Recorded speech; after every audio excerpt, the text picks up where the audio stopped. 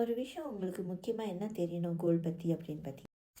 Gold வந்து இந்த பூமியில் எந்த நாட்டுக்கு நீங்கள் போனாலும் அதை வந்து அக்செப்ட் பண்ணிக்குவாங்க.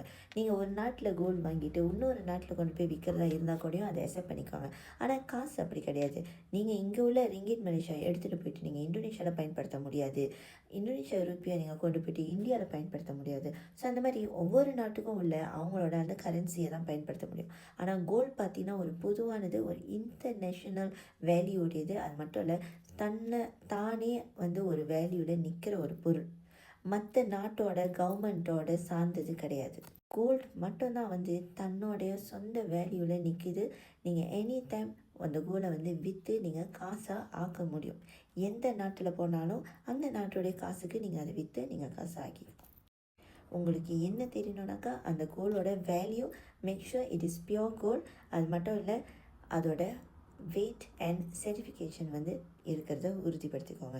நம்ம பப்ளிக் கோல்டு வந்து ஒரு இன்டர்நேஷ்னல் அண்ட் எஸ்டாப்ளிஷ் கம்பெனி 2008 இருக்குது. நம்மளோட கோல் வந்து ப்ரூவன் 24 கேரட் 999 கோல். ஸோ உங்களுக்கும் கோல்டு வாங்கணுமா? மினிமம் 100 ரிங்கிட்லேயே நீங்கள் கோல்டு வாங்க முடியும் எங்கே? பப்ளிக் கோல்டில். இதை பற்றி உங்களுக்கு தெரியணுன்னா எனக்கு புலனம் பண்ணுங்கள். பயோவில் லிங்க் இருக்குது, கிளிக் பண்ணிவிட்டு எனக்கு புலனம் பண்ணுங்கள்.